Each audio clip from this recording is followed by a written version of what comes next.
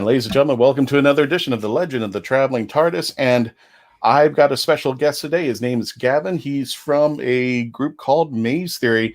And to call them digital creators, I think is an understatement. But let's go ahead and get this show started. Hello, Gavin. How you doing?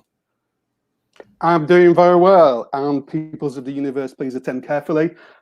2 messages for you. 1, don't blink. Don't even blink. And 2, this is the legend of the Traveling TARDIS.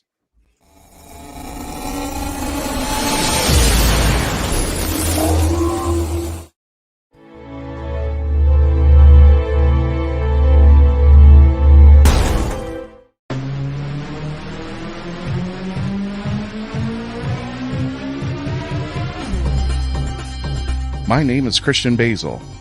Years ago, I had an idea. I got myself a TARDIS. Took it to new places, met a lot of new people, took some great pictures, and talked Doctor Who. From Krypton Radio and the creators of the Hanging With web show, this is the legend of the Traveling TARDIS. Join me on my latest adventures and become part of the legend.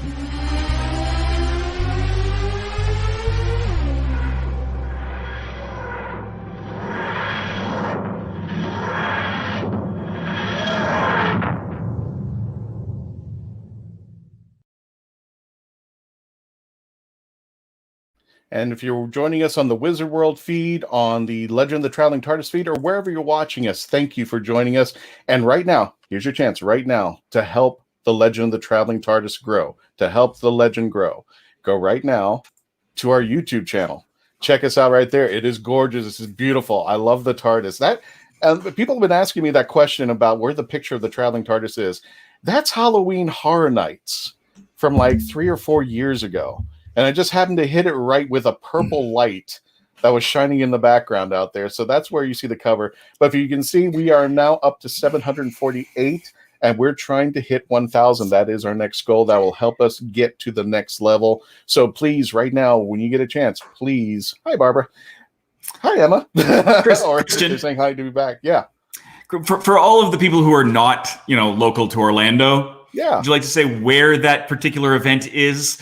I'll be more than happy to. Yeah, Halloween Horror Nights takes place between September and November at Universal Studios Orlando. Unfortunately, last year it had to cancel, but there is one over in, I believe, in California's Universal Studios, and I believe, is there one in Japan or something like that? Is there Universal? I think there's. I'm familiar with Halloween Horror Nights, either jumping at the Universal Studios in Orlando or at its sister park, Islands of Adventure. And sometimes they'll do both, sometimes they'll do one or the other, but it's always a Universal Orlando kind of fun, spooky thing. And for our local fans, they did it one year, both parks, which was incredibly weird. But they can't do it now because, unfortunately, Harry Potter is now in that area out there. But check us out over at the Legend of the Traveling TARDIS on the YouTube channel.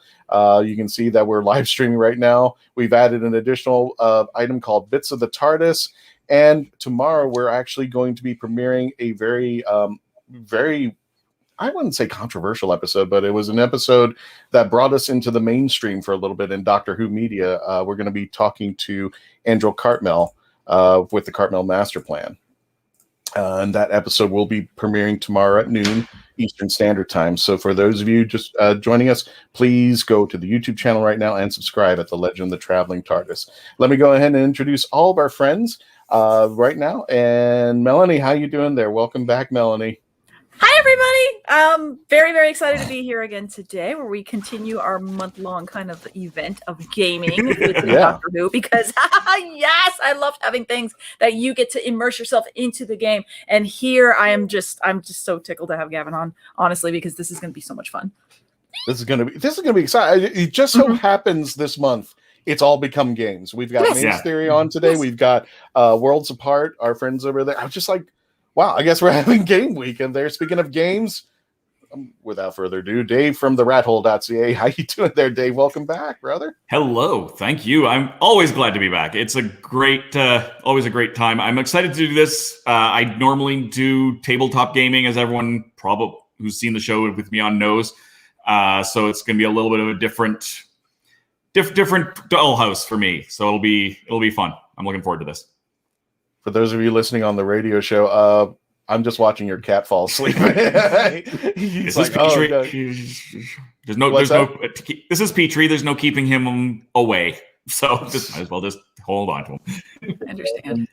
Speaking of which, Mackenzie Floor, right? Oh, hi Emma, how you doing there? Welcome. Thank you for coming on the show on the YouTube channel. Thank you for subscribing, Mackenzie Floor. Hello. The right ones. How you doing there, Mackenzie? I'm doing well. I actually just got this is perfect time for Mace Theory being here because I just got this cool, awesome sleeve from Flash Gaming Group, and this is awesome. Can't wait to play this game. Gaming month. You and Dave must be happy about this month there. I was yeah. I'm excited. And I saw the previews, which we'll be showing later on, if not sooner. I saw the preview to the game. I was like, holy cow, this thing is terrifying. And speaking of which, without further ado, from Maze Theory himself, Gavin Collinson. How you doing, Mr. Collinson? Welcome to the show. I'm not sure about that link. Talking of terrifying, here's Gavin Collinson. As Christian, get used to it. Let me terrible at do these it again. things. Speaking of terrifying, here's Gavin. I think Gavin not doing it or something. No, it's really lovely. It's really lovely to be part of the show. So thank you. Hello. Good evening. Now, I've had this hard question. You can help me out, Gavin, here, because, again, when I did the intro, it's like to say that Maze Theory is digital creators, truly an understatement for what you guys have done. And somebody was going, well, who's Maze Theory? And I'm just like, I almost wanted to take the link to your website and go, here. I can't really. So in a nutshell, for people who are not familiar with Maze Theory, can you tell us a little bit about yourselves and what you've done? And we'll go into a preview of The Lonely Assassin in just a moment. I'm really excited about this. Sure. Well, to begin with, it's worth saying that I work with Maze Theory. I'm not part of the inner sanctum, if you like. And so when I compliment them, in other words, I'm not looking for a Christmas bonus. It's because they're genuinely brilliant. They're developers, and their mantra, if you like, is to make games, be it on VR or consoles or mobile phone games, as immersive as possible.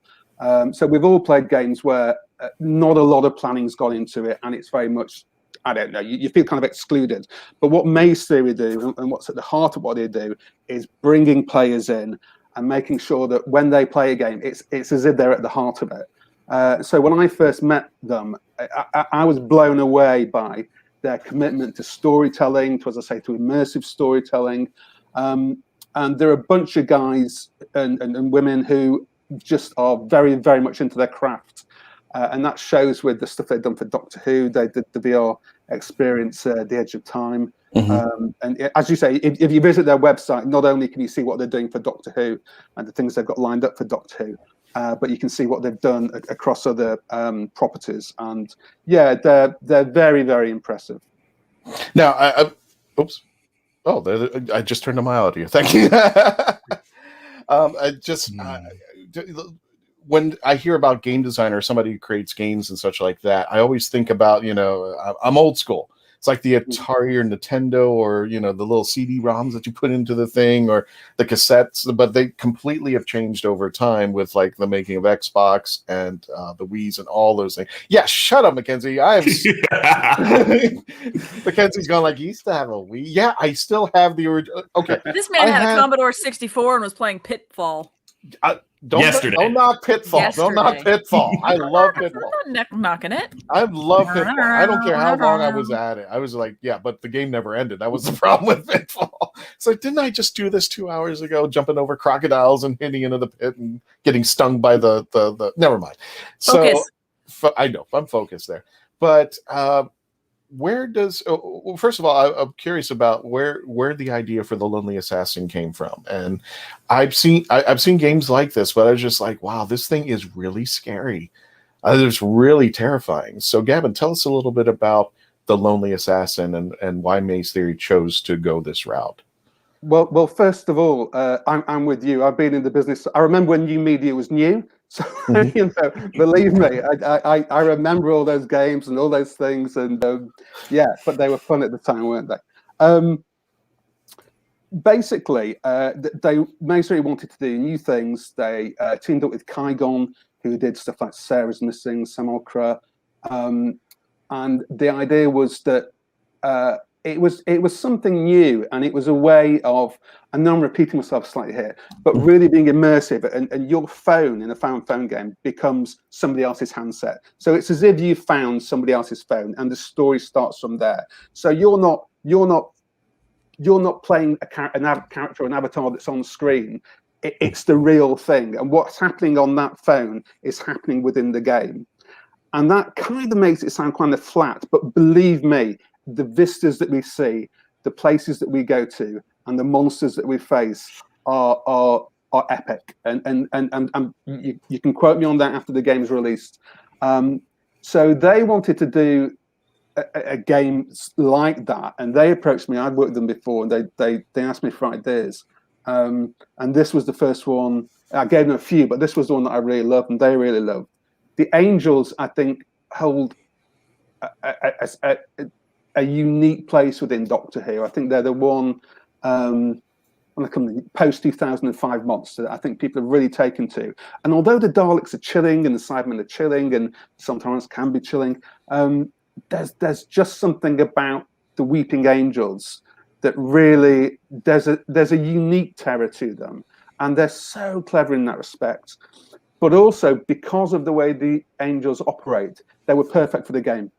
And so it's one of those things where this isn't me, but what the developers did that is so clever is they put some things in there that when I saw it, I was like, oh my God, I wrote that. But, you know, it's hair-raising stuff.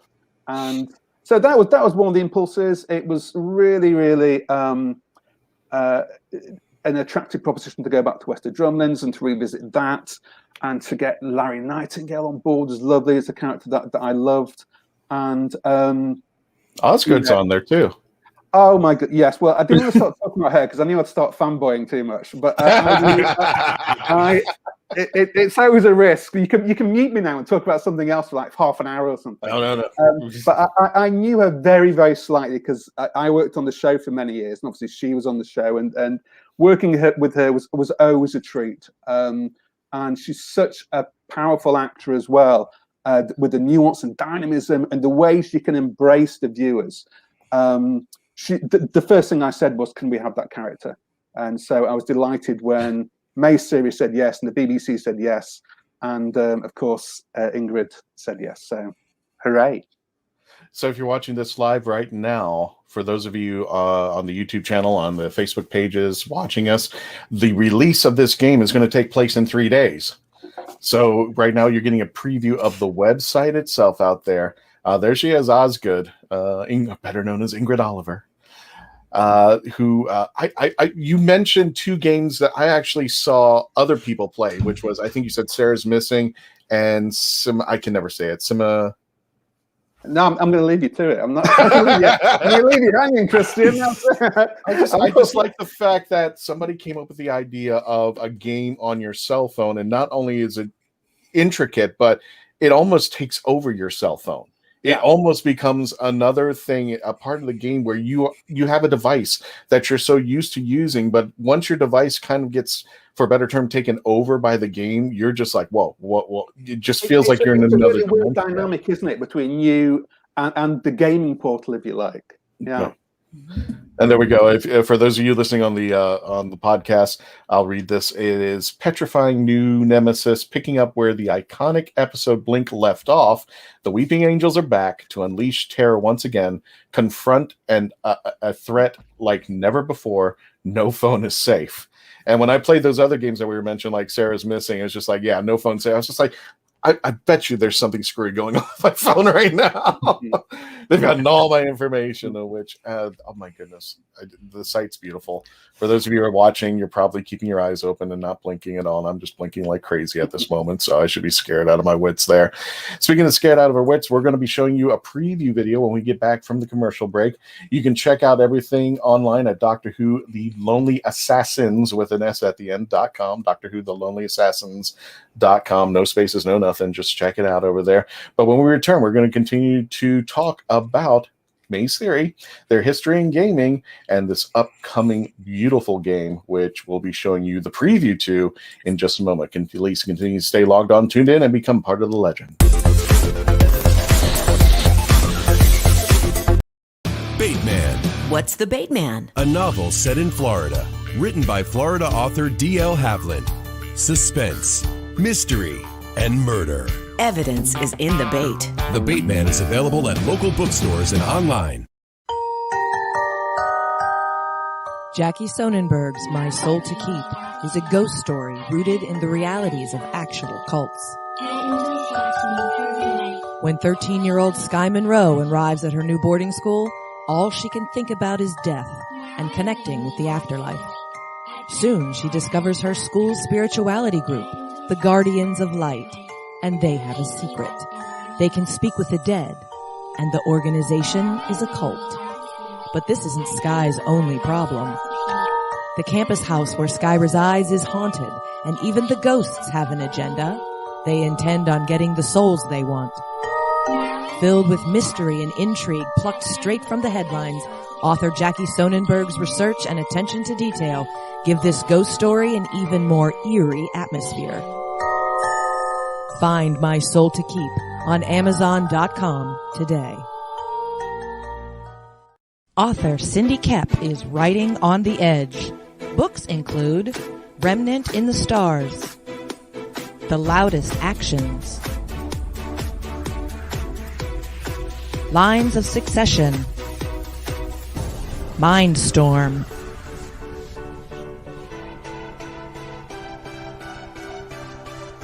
Condemned Courier, the Yerushalayim series, and Animal Eye.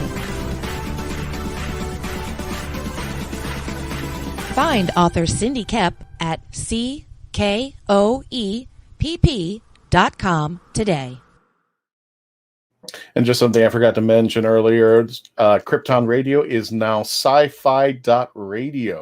24 hours, 7 days a week, all the time. They're playing music from your favorite geekdom, either Star Trek, Star Wars, Doctor Who, Harry Potter, you name it, it's playing 24/7 there. Also, your favorite podcast can be heard there every Saturday. Go to sci-fi.radio to check them out there for times and when our show will be on if you want to listen over there. Speaking of which, if you are enjoying us on the YouTube channel, on the Facebook page from Wizard World, don't thank us, thank our friends at geekinsider.com. We are powered up by geekinsider.com. Check them out today and don't forget to subscribe.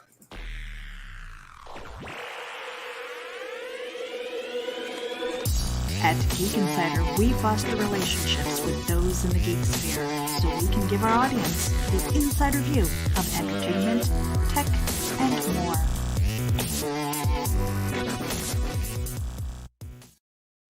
For those of you joining us, welcome to the Legend of the Traveling TARDIS. My name is Christian Basil. I am here with Gavin Collinson from Maze Theory, or working with Maze Theory, the lovely Mackenzie Floor from The Right of Wands, Melanie Dean at Pieces of Melee at the Instagram, and check out Dave over at therathole.ca. Everybody's doing the pointy thing. That's all. We're just happy we've learned how to do that backwards. We're going to do that. So without further ado, Melanie, let's go ahead and kick this video. Oh, wait. No, go ahead.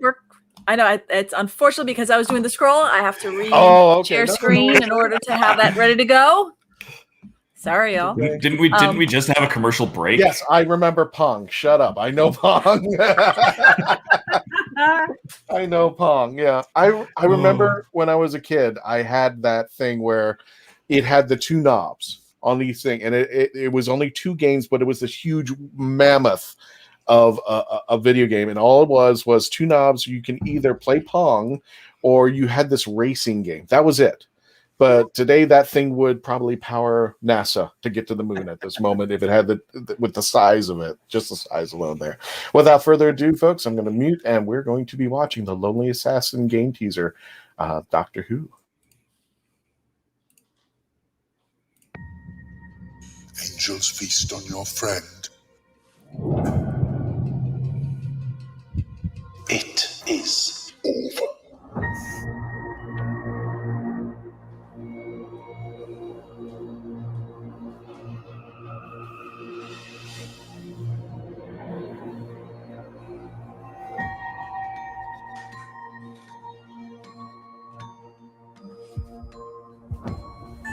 I've a funny feeling an old friend of mine made sure this phone fell into your hands. You and me are going to sift through clues, codes, and face some terrifying enemies.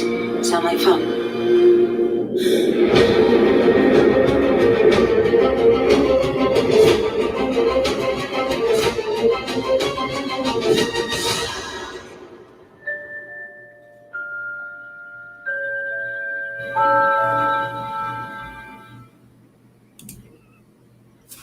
I love it. I love it. It's coming out in 3 days. In 3 days, if you're watching this live, this will be the game that you'll be playing.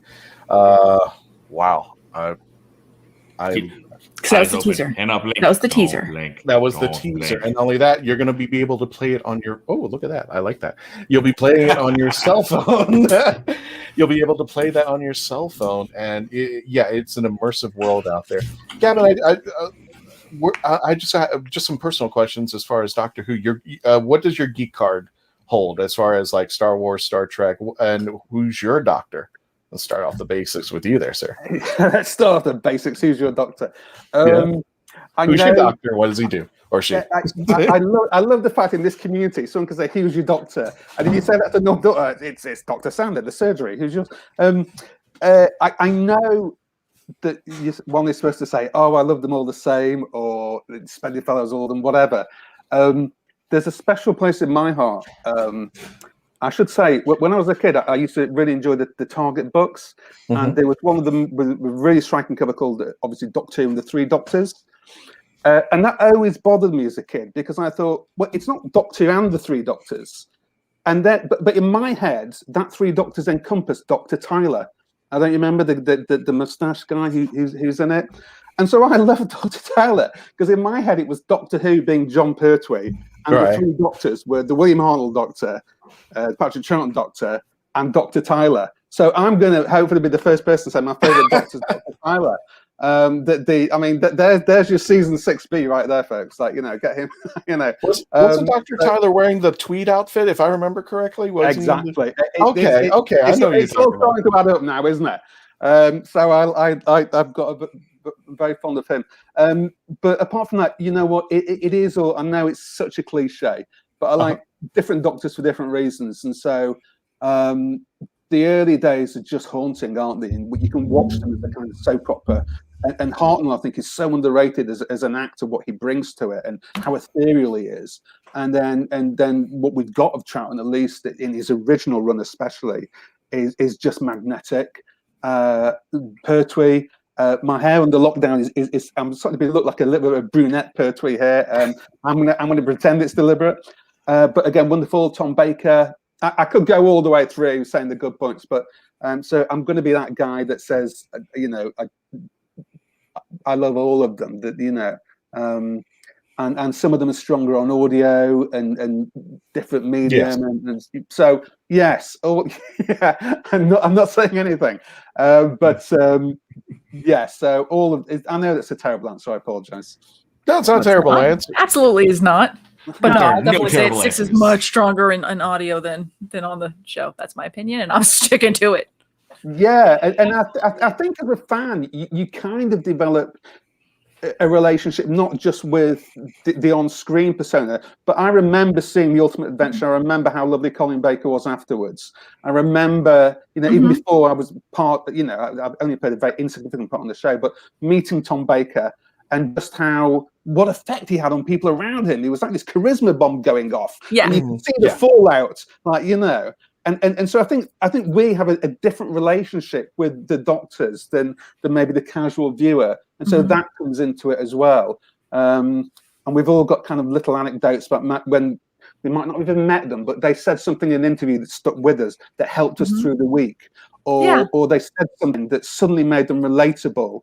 And we thought, oh my God, I love what he or she has just said. That's my fandom. That person there sticking up for everybody else. That's my doctor. So, yeah, all those words. Yes. I felt that way, especially relating to that when you mentioned about having somebody who says something that brings you in. Was Jodie Whittaker with the 13th Doctor when that message that she gave, and it was almost a year ago today, where she gave that message to all of us, saying that we're going to get through it. She did a video from her closet dressed up as a doctor. That was just brilliant. And for me, because Binge Watcher Guide to Doctor Who, this is Jodie Whittaker is my book doctor, so it was like so wonderful to actually have that feeling. I'm like, oh wow, that's the COVID doctor to me. That is. So I totally relate to that. Yeah, completely. And someone like Jodie Whittaker would not have had to have done that, because obviously they didn't have makeup people there. They wouldn't have. Now, to you and me, because we know these people, or even from afar, that's not a surprise. But I think we should say that really is a surprise. The amount they do for the show, and when I was worked with Peter Capaldi, the amount he would do for fans and stuff like that was never publicised was amazing. And I think for Jodie to do that, we shouldn't forget that there's such a lot of such a lot of good that they do. It's like I'm in the war games. I'm a witness for the Doctor. Don't exile them to Earth, because this is what they do. But they do good. They do good. So I like the fact they ignore that policy of non-intervention. Absolutely. So I want to ask some questions about this awesome game. I have it pre-ordered, so I already am going to definitely stream it. For one thing that I have noticed is that it's going to be available for the mobile, the tablet, and it doesn't look like it's in Steam. So does that also mean it's going to be PC as well on that day? No, not initially. Maze are looking at ways to expand how you can play it. It has been designed as a phone game, but we will be looking at, they will be looking at, as I say, making it available on other platforms. But if you've got a smartphone, you can play it, and I think it's $2.99 if you pre-register, $3.99 afterwards. So for less than $5, you get in about 3 hours of gameplay and some more Doctor Who in our lives, which, gosh, we really need at the moment, don't we? Oh yes, absolutely, yeah. How would you say, from playing the game, is there, for those who are horror freaks like me, are there any good jump scares? I just wants the jump scare. Don't answer that. Make her play. Make her play. See if she drops her phone. If you blink, you'll find out. Yes, but yeah. Three words. I hope so.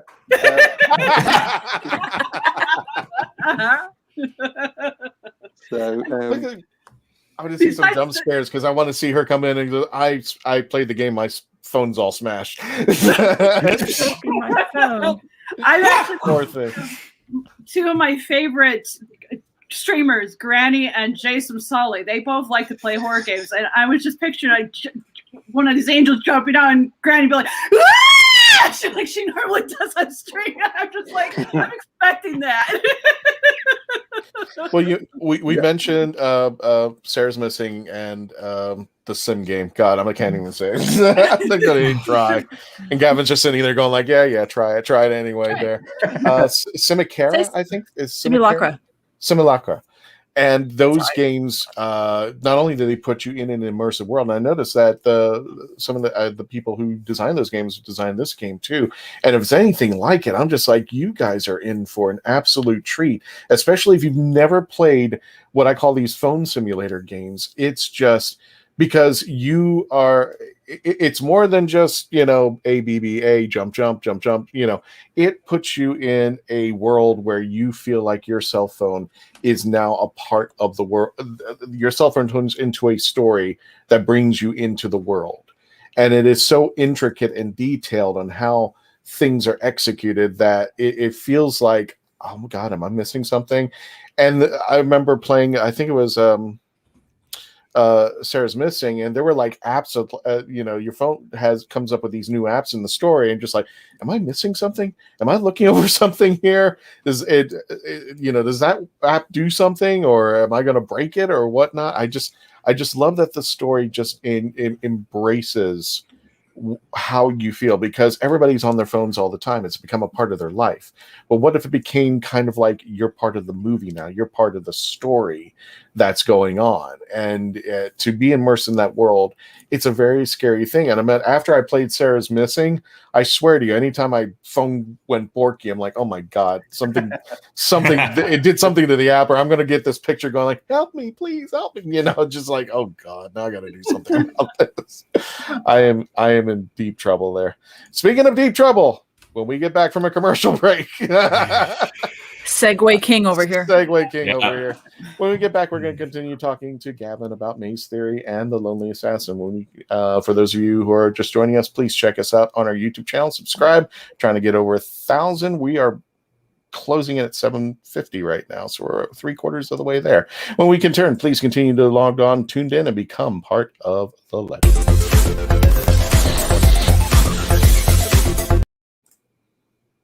Famous Faces and Funnies in Melbourne, Florida is leading the way in pop culture fun. From comic books and graphic novels to Funko Pops and collector's items, Famous Faces and Funnies has it all. Rick Shea and the professional team at Famous Faces and Funnies are friendly and knowledgeable. Whether you're looking for toys, props, collector treasures, or a new comic book, Famous Faces and Funnies is your one-stop shop. To find Famous Faces and Funnies on Facebook and Twitter, just type at FFF Comics. Alien invaders enslave Earth. Unleashing hunters into the ruined wastes. One young survivor struggles to elude their monsters, clinging to hope. When he's stolen off the planet by a sarcastic starship AI, they pit their uneasy alliance against a treacherous galaxy. Explore a whole new verse of barbarism and betrayal. Wonder and adventure. In the Scion series by Michael J. Allen. Beginning with Book 1, Scion Conquered Earth. Available in print, ebook, and audio on Amazon.com. This is Cosplay Michael with the Hanging Out Club Show.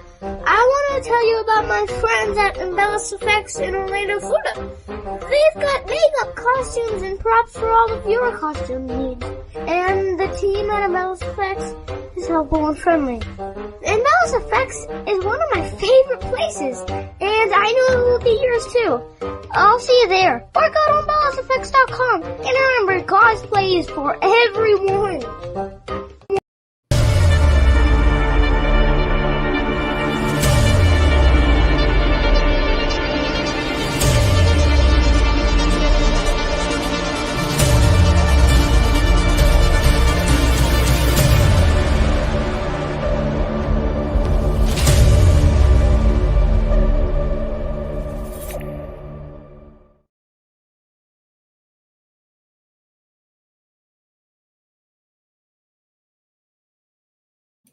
And we'll be killing each other, opening our packs, and trying to shame each other as far as who's got the better cards out there. Don't forget to check out our friends on another game, and we will be playing that game live at Doctor Who Worlds Apart. Doctor Who Worlds Apart.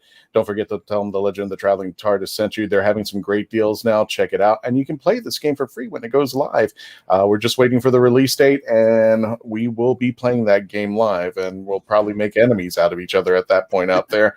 So just letting you know that. Welcome back to the Legend of the Traveling TARDIS. My name is Christian Basil. I am here with Mackenzie Floor, the author of The Rite of Wands, Dave from therathole.ca for all your board gaming needs, Melanie from Pieces of Melee at Instagram, and we have the lovely Gavin Collinson from Maze Theory, and we have another video to show you.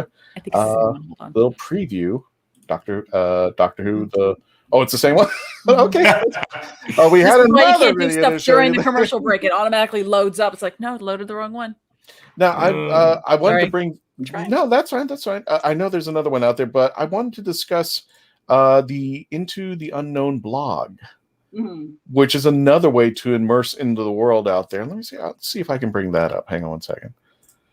Well, while you're doing that, I'll ask a question more about Sure. the game in general here. For those who may be watching, who may be brand new Doctor Who fans who haven't seen the episode Blink, would you say that those fans would have difficult playing this game, or just because they're familiar with the Angels that they should be fine? They should be fine. It was written and developed in such a way that if you've never glimpsed an episode of Doctor Who, it will be explained and you will get to know it. But to be fully match fit, I think, yes, it's good to have seen the episode and to have checked out the website and to know roughly what world the Doctor and Doctor Who operates in. But it's not narratively, it's not strictly necessary. But you know, any excuse to watch Blink if you've not seen it, for goodness sake. Here's this game. You're the perfect excuse. I agree. Valid. That's one of those standalone episodes that just it goes on and on and on, and everybody talks about it. It doesn't matter. And you can still watch it now, having seen it countless times, and it still stands up, and you still find things within it. It's brilliant. Now, here's the website intotheunknown.blog. If you really, and I harken back, and I hope this is not of an insult, I harken back to the days of the Blair Witch Project, when they had their website that came out and tricked everybody into believing, you know, the storyline even further into this. But tell us a little bit about the Into the Unknown, which kind of, does this give it more of a backstory if you read up onto this? Absolutely, and it's within the game. There is a website, Into the Unknown, so that figures. And it was May's theory who came to me and said, "Look, wouldn't it be great if we actually had that website in real life?" And not only that, but it's not just occasionally when websites like this are brought into existence. There's a couple of pages and that's all. But there's a story within the site as well, and you go back and start reading it from the first blog.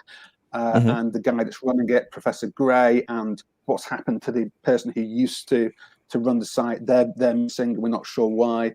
And as the stories progress, if you follow them through, first of all, there's a kind of wide range of mysteries, and so people are pointing out that there's a strange blue police box keeps turning up in weird places like Alabama, and you know, stories of Churchill having maybe Ironsides during World War II, and how can that be that people don't remember it? And so we bring in a concept called the Mandela effect and stuff like that. And so first of all, it is generally into the unknown, but then it starts honing in on a place called Wester Drumlins. It starts honing in on the guy called Larry Nightingale, and it starts honing in on the legend of this place. And the BBC were just so helpful as well, because it meant we could expand the backstory of Wester Drumlins and the Angels.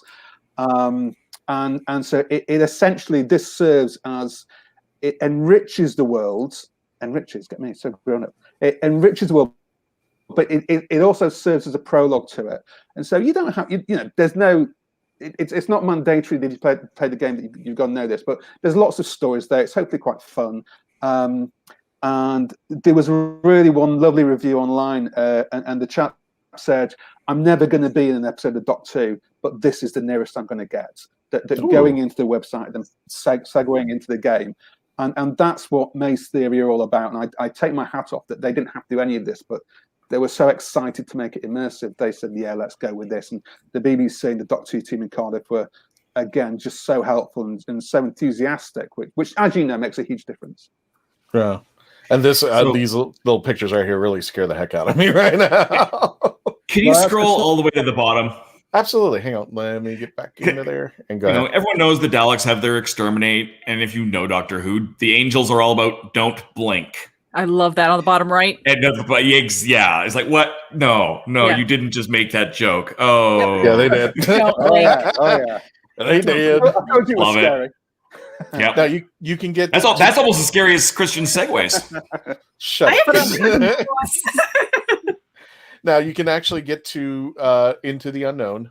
You can go through the link intotheunknown.blog, or you can actually go, I think you can go through the main site for the Lonely Assassins, and I believe there's a section where you can get to it. There's also a newsletter if you want to sign up for it. You put it out there, but this is what drives me insane. There's a login.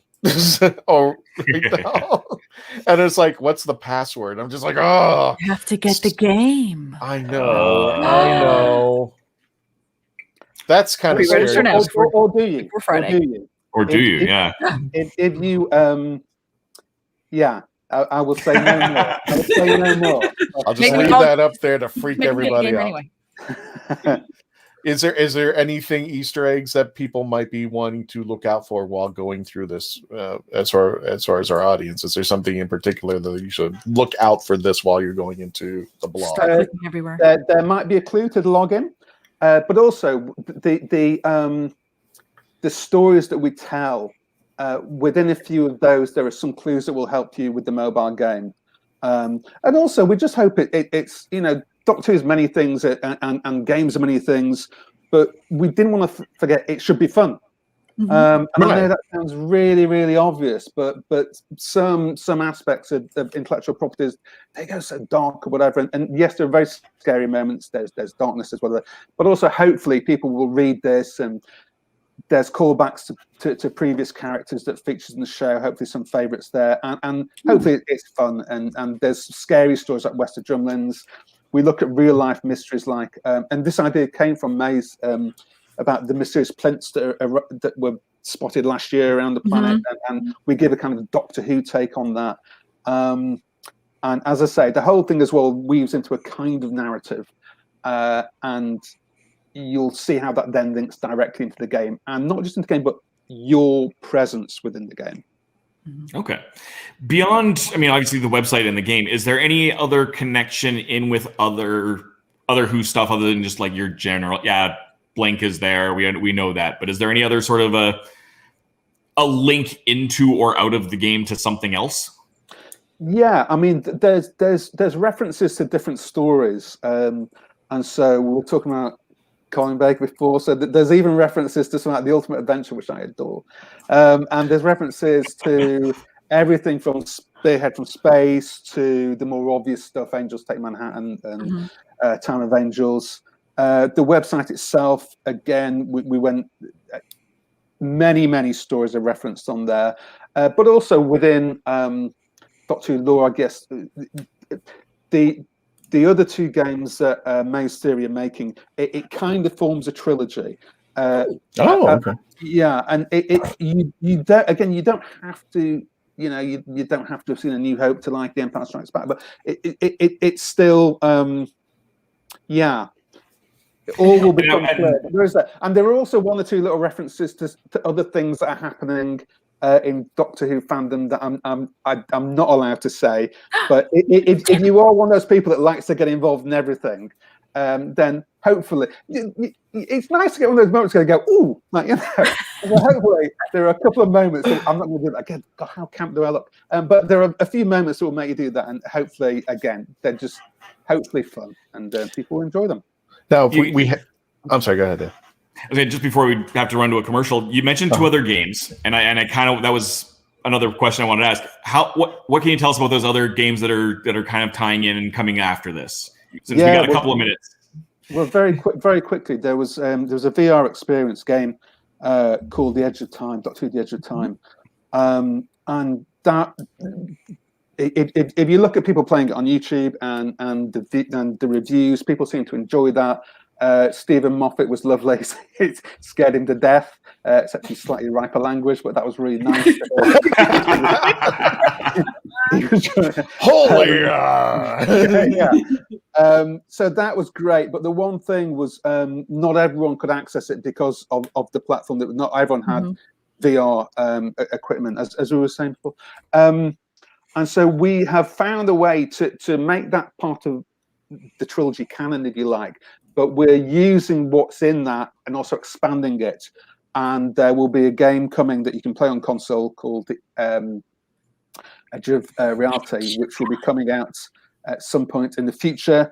And when you play that, you will see how they all kind of tie into each other. And you can play one and not the other, and you will not notice. But if you play them all, or you play especially the last two, you will go, oh, I see, that's from that, and that's why this is happening, and that's why the Doctor's not here. Or so yeah, it's that kind of deal.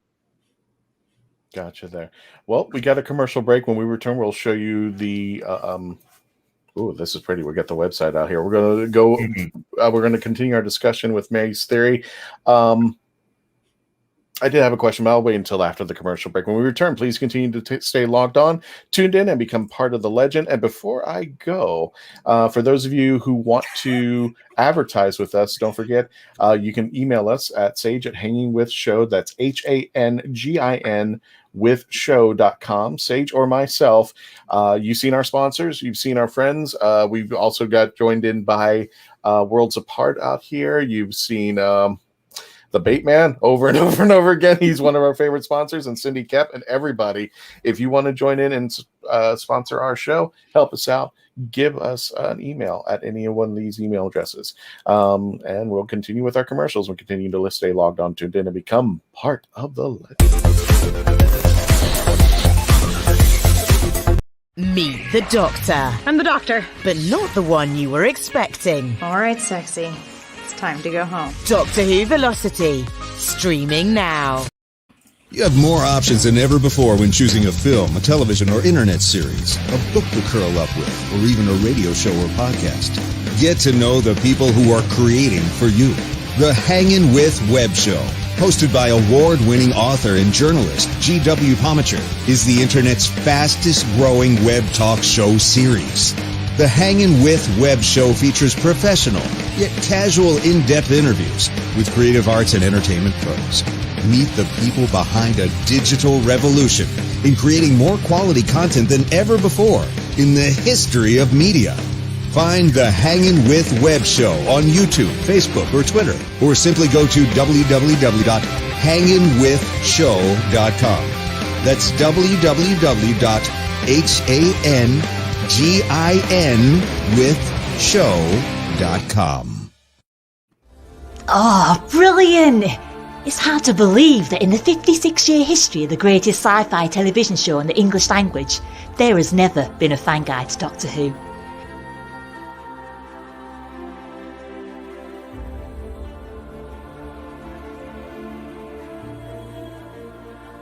The official books might give you what they think you need to know, but only a guide written by a true fan will give you what you really want to know. Join Whovian, the brilliant Mackenzie Flaw, as she takes you on an intensive journey inside the world of the first female Doctor.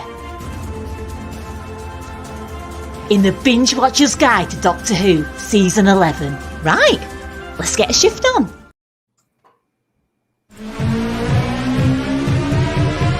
This is the Legend of the Traveling TARDIS. Follow us on Facebook, Twitter, and Instagram. Subscribe to us wherever you listen to your favorite podcast. Also catch us on the HWWS Web TV YouTube channel. Subscribe today and become part of the legend. I'm always watching when we run the Binge Watchers Guide. If you ever, I can see the cast in the background. I'm always watching Mackenzie's phone. She's going,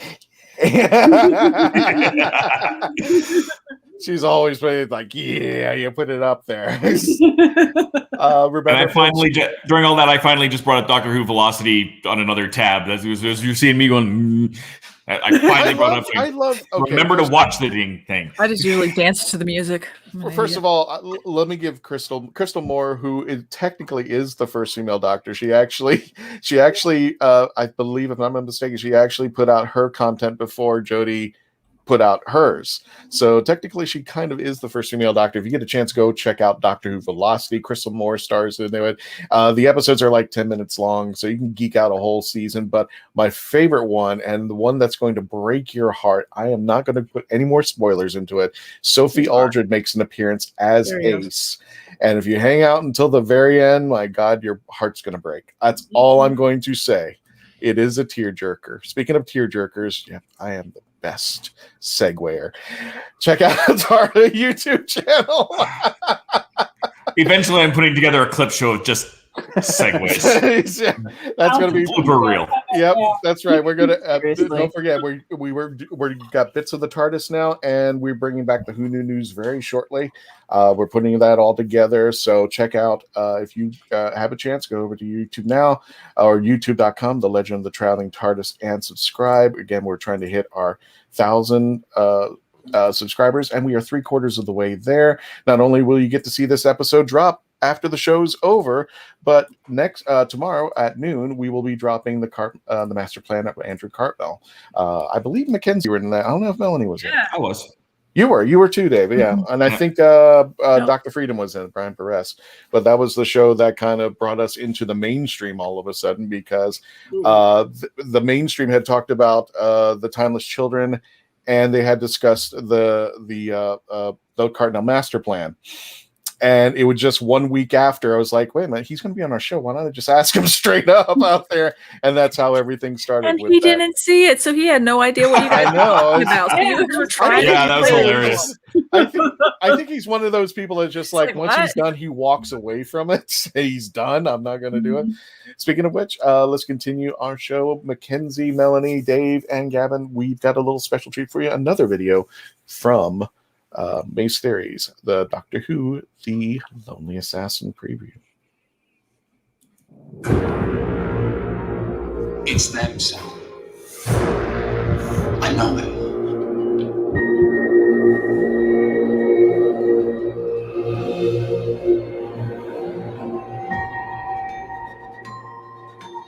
Lawrence, at last. This isn't Lawrence, which means Lawrence is still missing. You're the right person for the job. The job being, find Lawrence.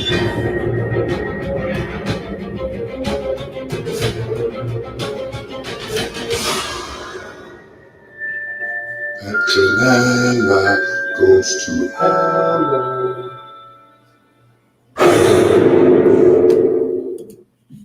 Eek. Okay, for first of all, whoever those two people who thumbs down, Go away. go away. We don't need you here. Mobile gaming is like one of the biggest, statistically, mobile gaming is making a lot more than console gaming and like virtual reality combined. So FYI, you might want to get on that boat. Sorry, I'm statistic nerd. It is. Gavin, I got a question. I don't know if you have an answer to this. What does Maze Theory?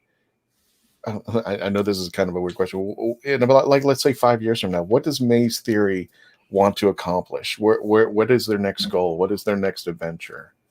World domination, Christian. Nothing less. Oh, there it is. You heard it first. Absolutely nothing less than world domination. Bow to your overlord.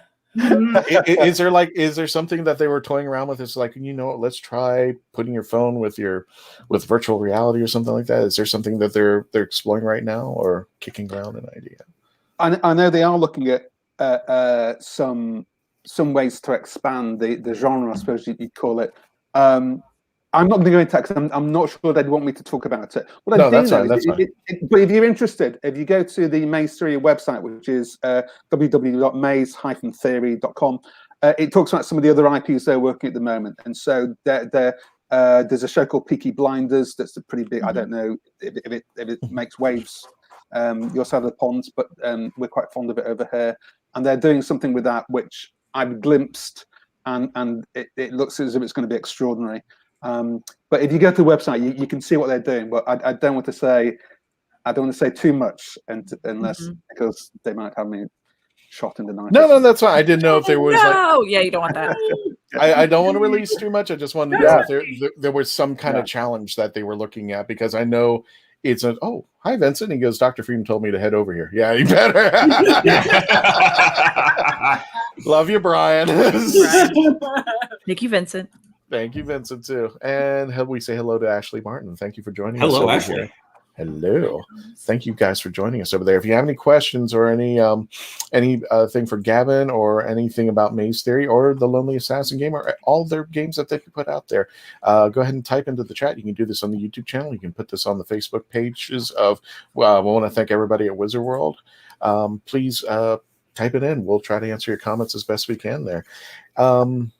One thing I wanted to ask was, I know with mobile gaming, a lot of people, you kind of design it for at least storyline, everything, like to have it immersive for one player and one player only. Is this something where you can also kind of play along with friends, or is there any type of component where it kind of help, at least with that social aspect, to say, hey, are you playing this? How far along are you getting, to kind of have that word of mouth kind of going as well? I think there's a plan to possibly do something on social media for that, so you do have that option. But for this iteration of the game, it's just that one person experience. And it kind of makes sense actually, and from the narrative setup, that makes it more effective. So, but who knows in the future what we'll do? Because if this one is successful, then we've already been talking about other things that we can do that would take things on a step further. So who knows? Now, is there multiple endings? Is there a different choose your own adventure? Are there other means? Can I have a different story each and every time? Yeah, I mean there are different outcomes. Okay. Some not as satisfying perhaps as you might wish. But you know, sometimes when you're playing a game, it might be for me that's doing this, I'm admitting some dreadful thing, and you kind of want to break it. You want to go, well, supposing I did that. Yeah. And in this game, they go, yeah, all right, fine, cool. Okay. And again, that's only because Kaigan, who obviously May's teamed up with to develop this, are just experts, and so I would just like to issue a caveat. Although I am the writer, it's a team effort. You know what it's. Well, you guys know what it's like with computer games or anything like this, any gaming thing. It becomes a collaboration. And I was really pleased that they said, "Oh no, if player A does this, then you know." Yes, you don't always get the desired. It's like life; you don't always get what you want. Now, that song's in my head. That is not going to be the strapline to this game, by the way. When you started started writing this and tried making, breaking out your outline and everything, were you kind of also thinking about playable hours of how long is this, is this game? I want somebody being, that can do start to finish by a certain point. Is there actually like a true ending to this game, or is this something that just can, you can keep playing it passively and keep enjoying it forever as updates kind of go along? Yeah. To be honest, no, I wasn't thinking about game. I was thinking about the story and the narrative. And it was only when I handed that over that the women and men said, "Listen, let's think about this, let's think about that." And so they put some elements in that I had not thought of, and I think they make the game so much better. And I think it's almost sometimes people say, "Oh, when you're writing a game, is it different to when you've written a book or when you've written something for radio or when you've done something?" And yes, it is. But also, I think all of us here appreciate, we've got to have that darkest hour moment. We've got to have something that drags us in. We've got to have characters that aren't just one note, but they vary all along. And so I'll give you, for example, with Osgood, the character of Osgood, your relationship changes with that character as the game goes on. And so it's stuff like that I was keen to get right, and some of the scares and what could we do. I've just answered. I've spent 45 minutes answering a very simple question, haven't I? No, it wasn't on my mind, but hopefully. We've only mentioned Osgood twice in the whole show, so Yeah, I'm actually surprised. I actually wish I had known prior to you saying that you actually wrote for it. I'm like, oh well, that gives me a whole nother question and open a can of worms for me. Yeah. I'll say that for the after show since we're getting close. Okay. Sounds good. No problem there. Speaking of which, folks, we are coming up to the after show and the end of our episode. For those of you listening on the podcast, thank you so much for joining us. For those of you who are continuing to watching, thank you. For those of you on the Wizard World, and for our friends who give them a little plug out there, facebook.com, Wizard World, all one word. Check out our friends over at Wizard World and check out their merchandise at wizardworldvault.com. That's wizardworldvault.com. Again, if you want to check out these wonderful games that are coming out or the games that they've already played, maze-theory.com. That's mace-theory.com. Check out the wonderful game that's coming up. Doctor Who The Lonely Assassins with an S.com. Doctor Who The Lonely Assassins.com. The game comes out Friday. It comes out this Friday. You can pre-register now. I went ahead and did that. You can also check out the blog, Into the Unknown, if you want to get immersed into this world before the game comes out over there. Check it out there. Folks, thank you for joining us. Again, for those of you who are watching, we're going to continue for another half hour into the after party. For our friends who are listening on iHeartRadio, over at sci-fi.com, sci-fi.radio, everybody who's listening on their audio platforms, thank you for joining us. And always, please stay safe out there. As we continue through this, we're going to get through it together. Please continue to stay safe, stay logged in, and become part of the legend. And yes, wash your damn hands. Wear your mask. Sanitize. We love you.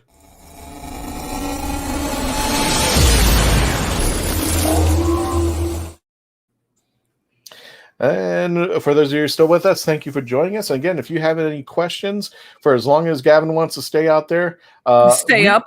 Yeah. Yeah. Well, here's the thing: for those of you who don't know, there's traditionally before the daylight savings time, there was a 5-hour difference, so it would be midnight right now where Gavin is at. Luckily, daylight savings time brought it down to a 4-hour difference.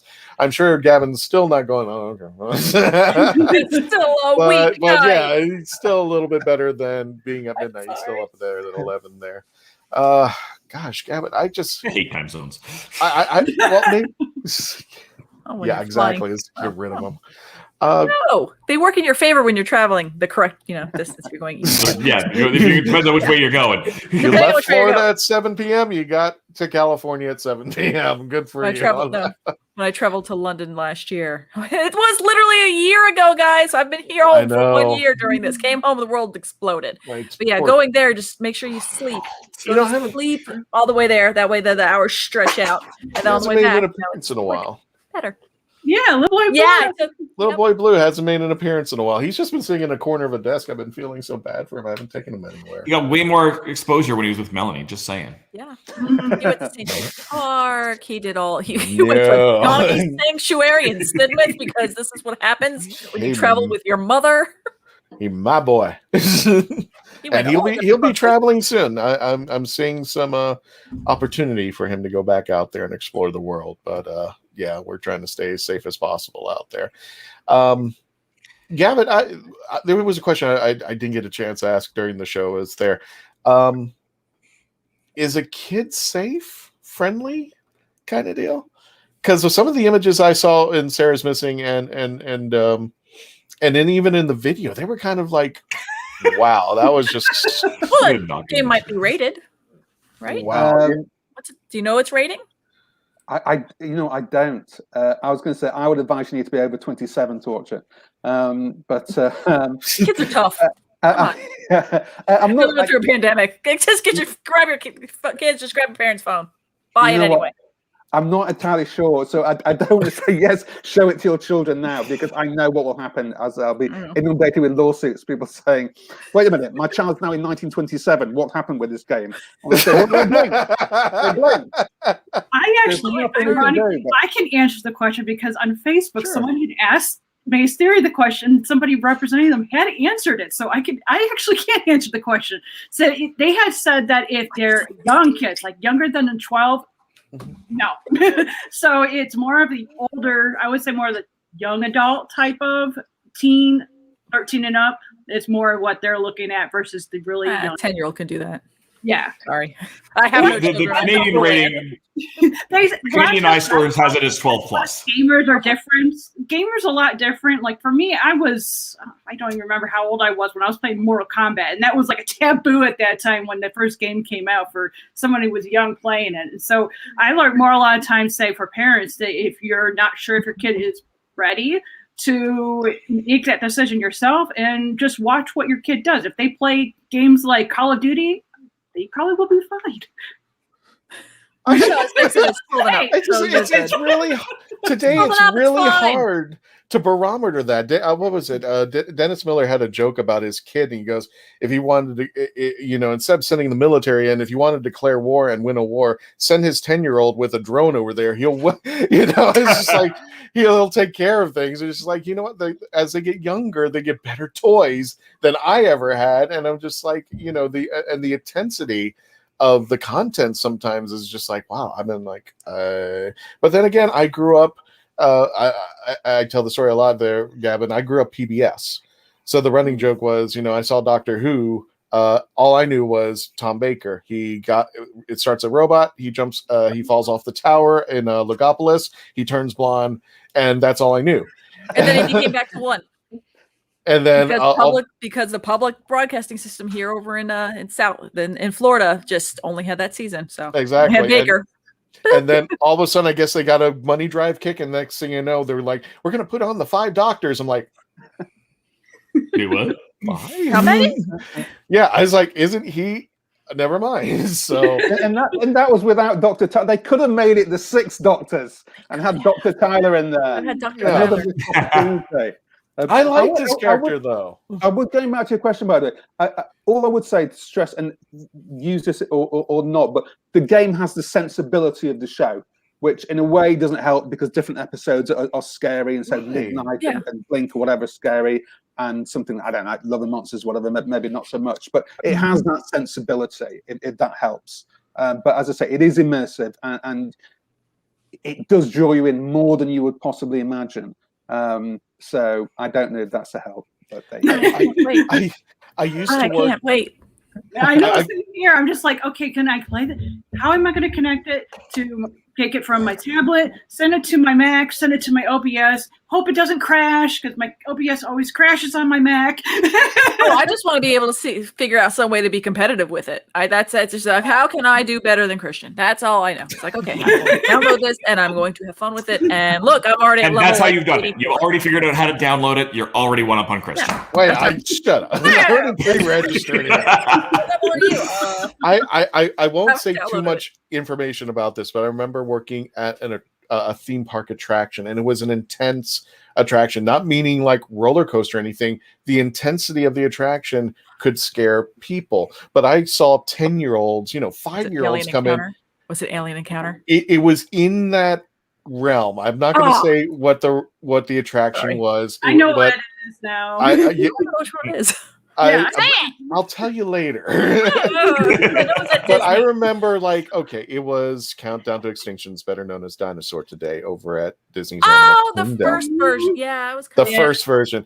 But I remember 5-year-olds coming off the ride going, oh, that was cool. And then I just remember one time this car pulls into the lot. It was like, this guy must have been 21. He ran out of the building. He was petrified. He was literally scared out of his wits.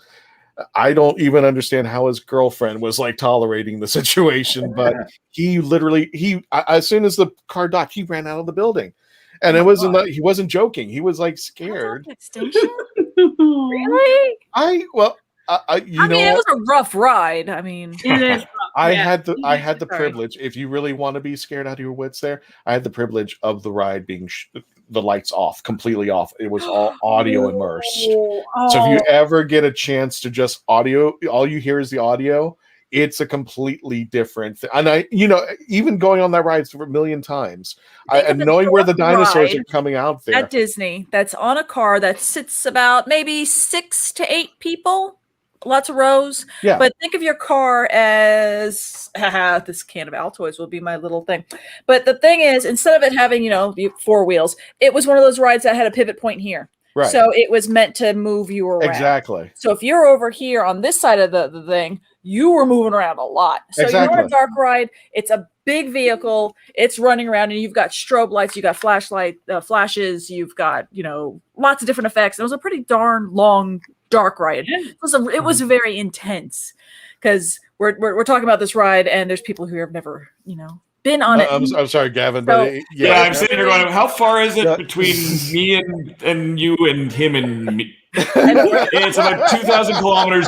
There's 2 difference different people for here in Gavin. different countries. One has a very large pond in between called the Atlantic. There's a little water in between us. Just a little water. But but the thing is it's just it's really hard to tell the difference between what somebody thinks is really intense and what and a kid a 5-year-old just going on the ride, not even.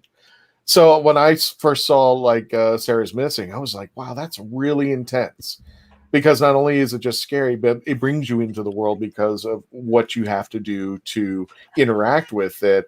And the jump scares that, we won't lay out. But, Mackenzie's going just tell me where they are. Just for context here, guys, because I just looked it up. I am more than double the distance away from you than Gavin is. Yeah, but yours is all land, so you can. There's land. It's not an ocean. But I'm more than double as far away from you as he is. It's not a competition, guys. Why was it a competition? Tell me more about this game that this rock the other end of the universe for me. And I was like, there goes a mood killer. Jeez. That's right. Me. It's the same concept as a haunted house. Some people love haunted houses. Kids can go into a haunted house and have the greatest time of their lives. They think it's the greatest thing. Other people go in there and just nope. It's too thrilling. So, or too horrifying. So no, I absolutely understand that. That's why you do have to have an age rating of 12 and above. That's just your barometer. Some kids can do it. Some adults probably won't. Yeah. Well, it's that thing about Doctor episodes as well that I wish people, I wish fandom was more accepting, that people could say, oh, this episode was great, or I didn't like this episode. That's going to happen. And I can never understand the vitriol that some people that don't like an episode. It's like, well, that just wasn't your cup of tea. And then we can have another one where it's terrifying. And even though it wasn't terrifying, you can say, well, it was still fun. It was still enjoyable. And for me, I can still watch Genesis of Daleks, and episode 1 will freak me out, you know. And the way it was shot, and the way it pulls you into it, and oh my goodness, the Doctor's not got the TARDIS. What's he going to do? He can't just run off to all that. Now some people might go, oh my goodness, that scares you. That's ridiculous, and it's a stupid concept anyway, because if it succeeded, the Daleks would never existed. Blah blah blah. But but as you were kind of saying, Christian, different people will have a different relationship with given narratives, and that's fine. Just bear that in mind. Today I'm used to it because when the Weeping Angels first premiered, I was just like glued to my TV. I wouldn't budge, move, or now today it's just like, oh, Weeping Angel, yeah, because it's just been on so many times, and I've had friends cosplay as Weeping Angels. But the one thing I'll tell you what, this is the funny part, and this is probably going to get me razzed. Every time in the old intro of Tom Baker's intro, when his head would appear, I would freeze to death. That is scary. Yeah. This is the intro to the show. I'm like, Tom. It's supposed to be this endearing intro to the Doctor, and here you're going. Exactly. There were some things I just could not, I could not move. Because it just still frightens me, even to this day. And here's the worst analogy, but the scene that will always get me to this very day, because I saw it when I was a kid, is the scene in Clockwork Orange where they're pulling back away from Malcolm McDowell, and he's just sitting there in the chair, and that music is playing in the background. And I'm just like, I sit there and freeze, no matter what age I am, because it still scares the hell out of me. I don't know why. But are there things like that just kind of come up to you and just like, that still terrifies me to this day. Even when you were a kid, you're like, oh, this is new. Are there things like that today, Gavin? For me personally, yeah, as I say, with Genesis, it's odd. And for a lot of the show, I know for a lot of people, it's about the scares and stuff like that. But for me, it's also about the moment where everything's lost, but the Doctor pulls it out of the bag. It's about how the journey that the companions go on, and them being open mouthed, and you being open mouthed too. So it's about so much more. So the scares, yes.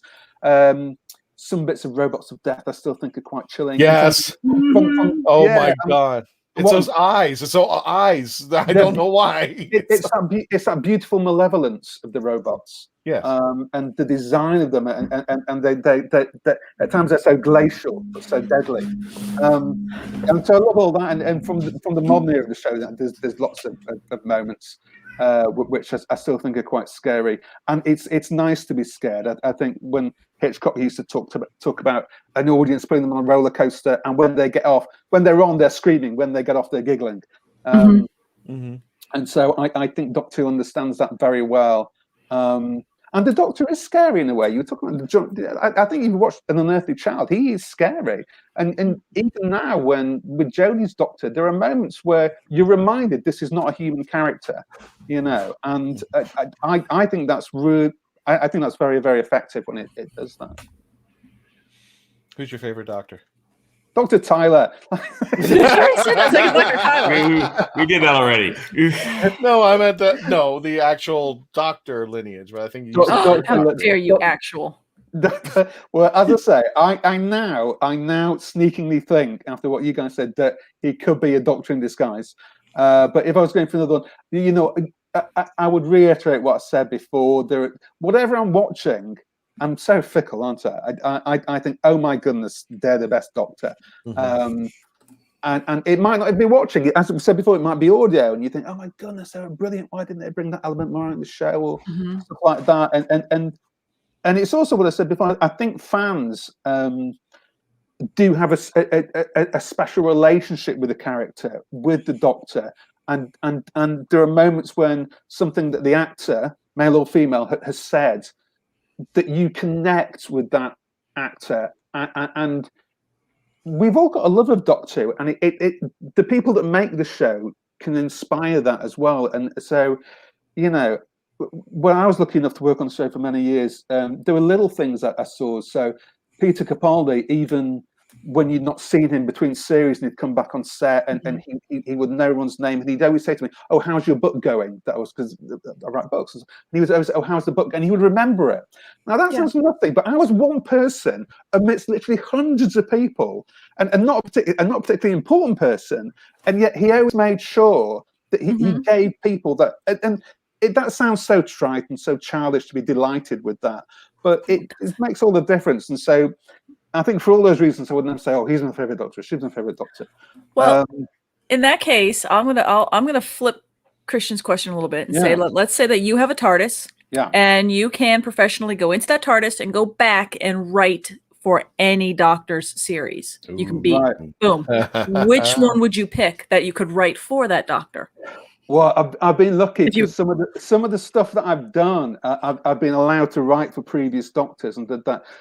And for The Edge of Reality, we've got David Tennant on board, and so writing for him, and it's such a cheat when you write for Jodie or David. You can write words that you think, they're pretty good, and in their hands, they become amazing. So people think, "Oh my goodness, this is beautifully written," and you're thinking, no, they're just very, very good actors. You know, if you had a literal TARDIS, it'd be lovely to go back and see how it all started those early days. That would be great.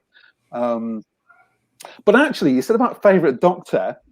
I got to play the Doctor in a Christmas special, which hitherto unseen. No, I was a hand double for Peter Capaldi. What? Your hand was Capaldi. Yeah, no. I mean, we're going to have to think of a snappy way to put it on my gravestone, but that's going to be the highlight of my life. Let's be honest. So when you said the favourite Doctor, I should have been like my egocentricity should have bubbled to the fore. And I should have said me. But actually, it's a nice example of how lovely the crew are on that, because they had to kit me out in the full Capaldi costume because the director didn't know how much they were going to show, and it did all that. When you get an actor who does a stint on the show, very often if they're just in for one episode or two, at the end of it, the cast and crew will make a bit of a fuss, and when they've wrapped, someone will say, "And you give it up, please, for whatever." It's a young man we're going to see a lot of in the future, and I was in it for like blink and you'll miss it, no pun intended. But they said that, and they actually did that for me because the assistant director knew how much Doctor Who meant to me, and said, "Can we just say, Gavin Collinson's been working on the show. This is what he's done, blah blah blah." And this is like a dream come true for him. It's actually played the Doctor, and the cast and crew came round, and it was lovely. And that's, you know, that's one of the things that makes the show special. That you know how kind they were. Now I'm thinking. Well, I'm thinking when you wrap on Gavin. Yeah, exactly. Yeah. I'm thinking they should get that device from the Journey's End that they put in the alternate Doctor's hand in. From that container, and so when you go, they put your hand to it and make it a nightlight on top of your too. I said, "This is the Doctor's hand." Can you imagine if you were watching that, expecting David Tennant, and I showed up? The disappointment. It would be heartbreaking. So no, I don't think that's ever going to. I think the storyline would be a little bit more difficult to explain at that point out there. Speaking of stories, because I'm really good on like transition and making a good transition. No, really, Christian, you're fine. I want to ask questions in regards to the writing for the video game here. In my case, I've never written for a video game. I'm currently actually doing an adaptation of The Right of Wands and making it into a 5 series in script writing and being the head screenwriter in this case. Does writing for video games, is it similar? Does it work on the 3-act structure, or does it have its own beats? How does exactly the structure of it? Yeah, I think in terms of acts, whether it's 3 acts or 5 acts or whatever, that is often down to the producers. And so, for example, with The Edge of Time, they said, these are the locations we want to use. Can you think of a story that would encompass them, or is there others that we will need, and what characters and what monsters? So that often comes from above.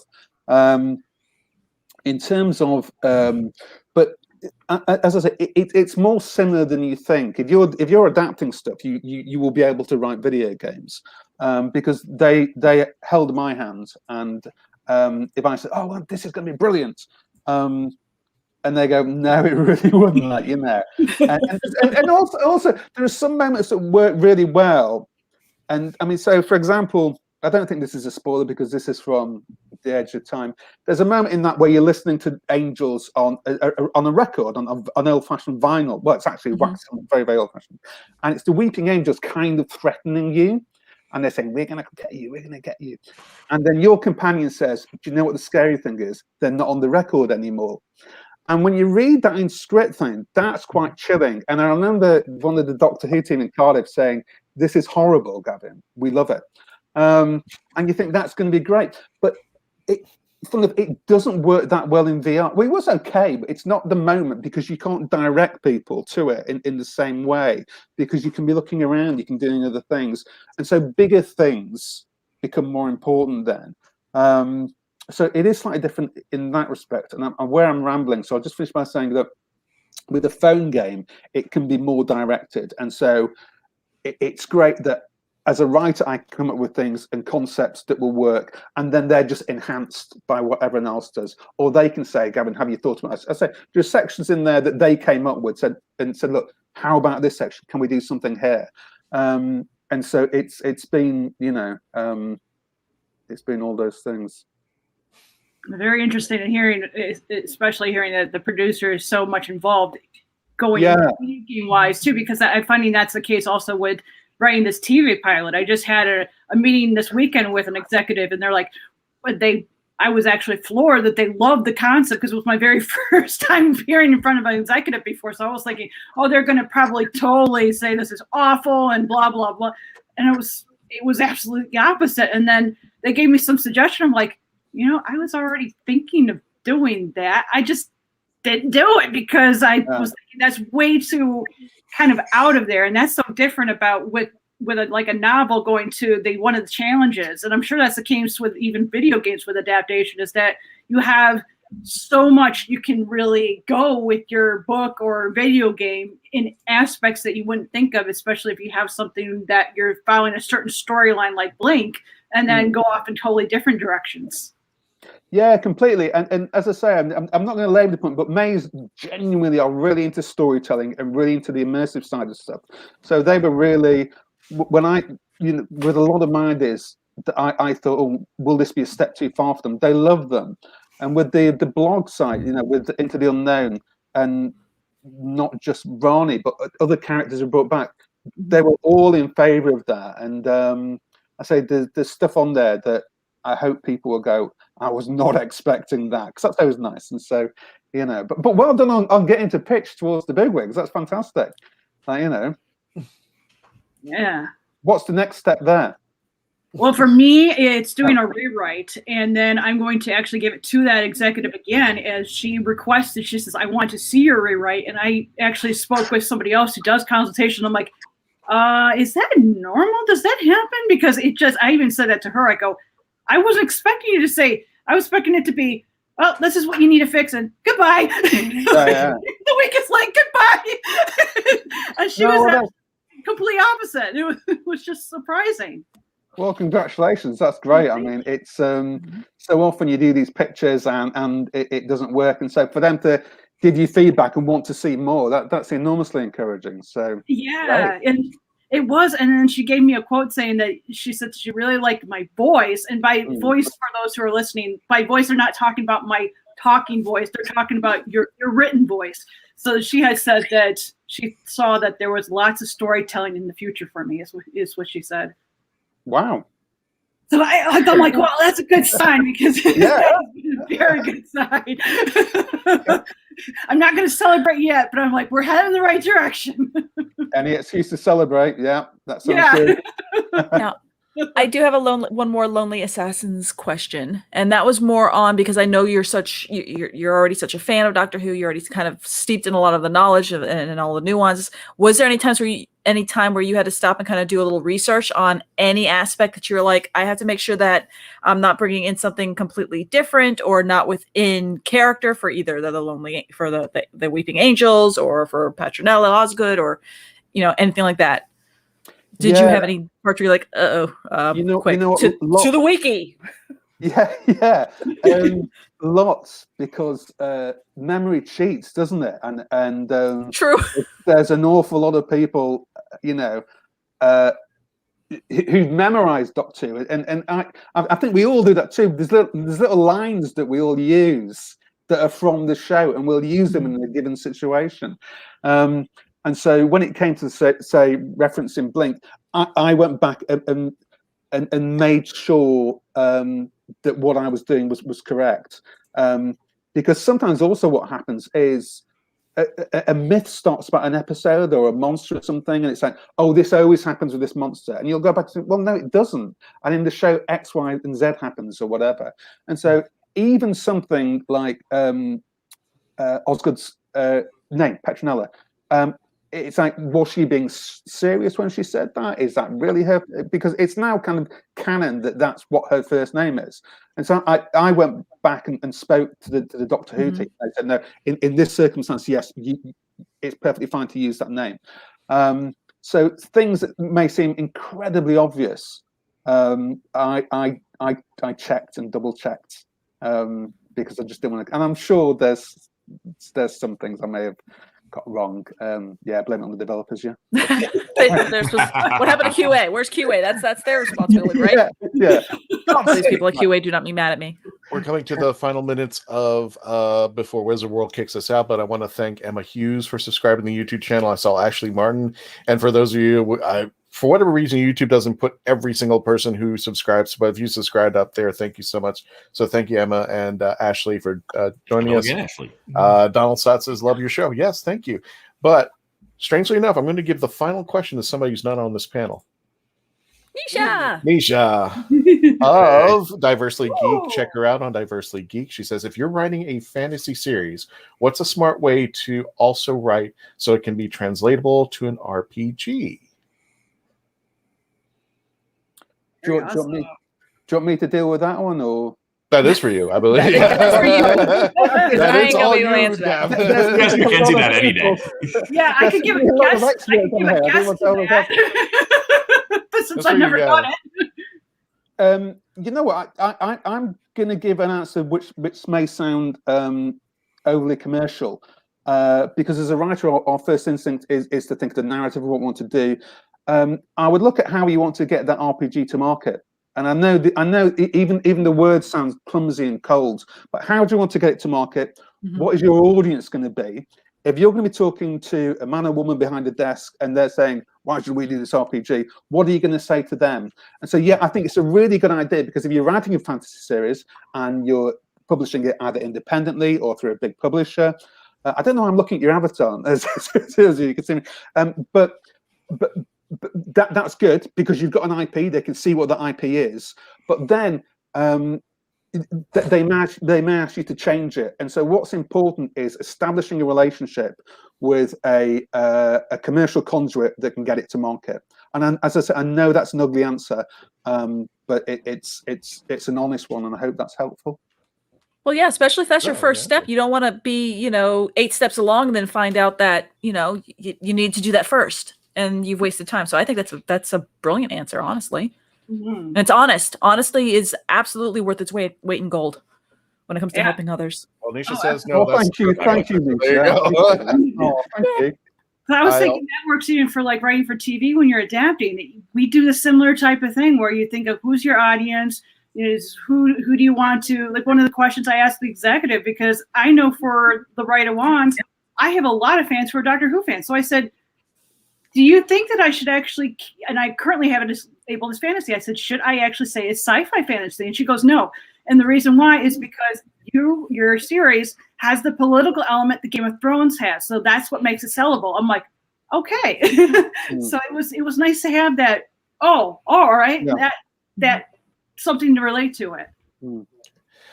Folks, we're getting kicked out by Wizard World, but just saying, just want to let you know. Let me go ahead and bring down that comment.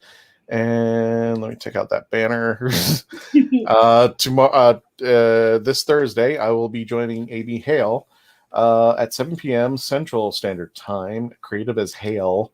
And I'll be discussing podcasting with Amy Hale at facebook.com/author Amy Hale, or on the YouTube channel at youtube.com/Amy Hale. You can check her out over there. I'll be there this coming Thursday in 2 days. And this be sure to join the Maze Theory and for the episode for the game The Doctor Who Lonely Assassin, which will be dropping this Friday.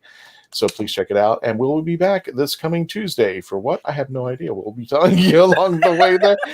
So, most likely a game. Most likely a game. Possibly with Nisha.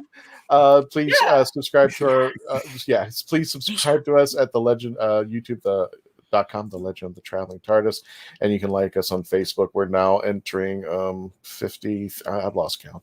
50. It's over 50. It's over 50,000 and climbing out there. And if you want to advertise with us, Christian at hangingwithshow.com. Thank you so much. Thank you, Wizard World. Thank you, Gavin, for joining us.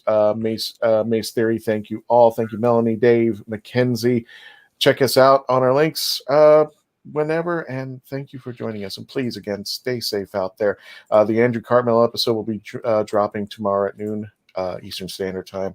Thank you all. Please stay safe out there and continue to become part of the legend.